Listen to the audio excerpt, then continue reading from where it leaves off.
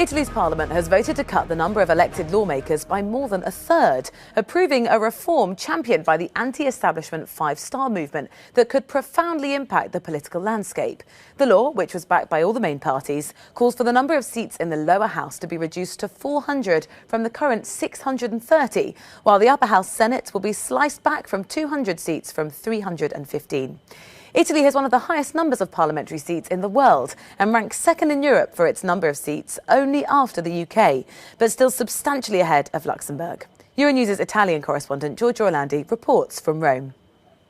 The Italian parliament has voted in favour of a reform to cut 345 lawmakers that will mainly trigger a long constitutional procedure with a series of measures that will have to be voted between now and December, the main one being a new electoral reform. And that is because cutting the number of lawmakers does affect popular representation. Now, this is a measure that, according to the five-star movement, will help the state save at least 100 million euros each year. But the roadmap, though, could change if the reform will be subject to popular consultation, a possible scenario according to the Constitution. I've been speaking to a few people here in Rome and they seem to have mixed feelings about the reform. Here is what they had to say.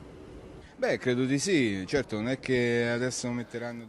that will be saved can be used to upgrade the existing road network or build new roads. It will be used for the health sector or new infrastructures. This is money that will be used for Italian citizens.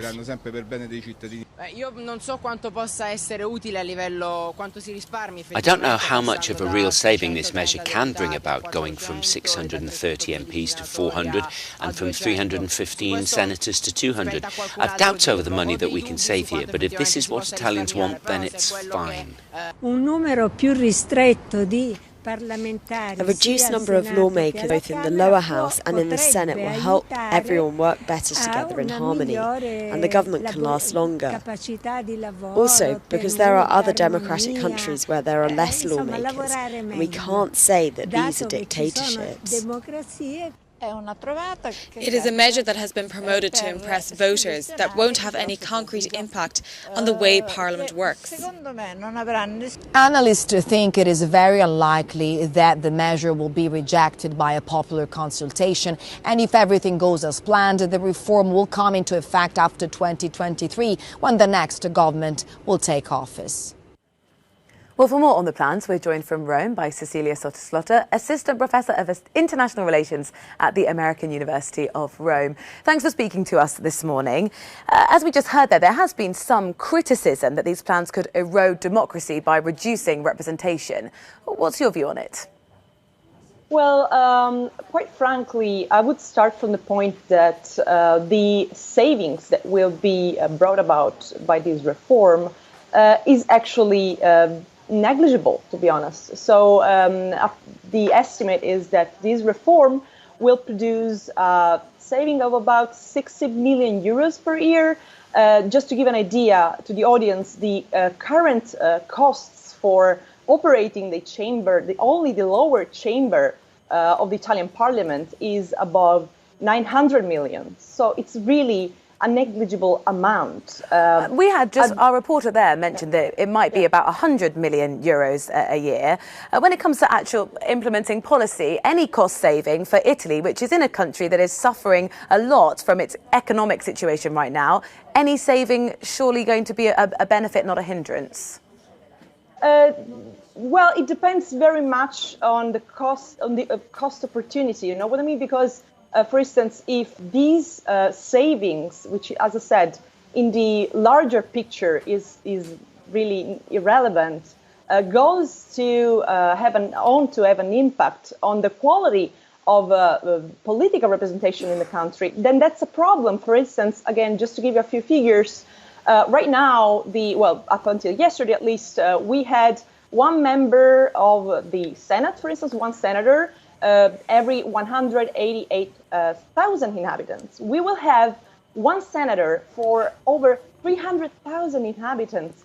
So if the question is to really, as the five-star movement claims, to sort of, get the parliamentary system, like the parliament, closer to its citizens, then to be honest, it is questionable to take such a measure, because the risk you're is that... you're suspicious of these motives, saying this is about saving money. So what do you think the real motivation behind this move was?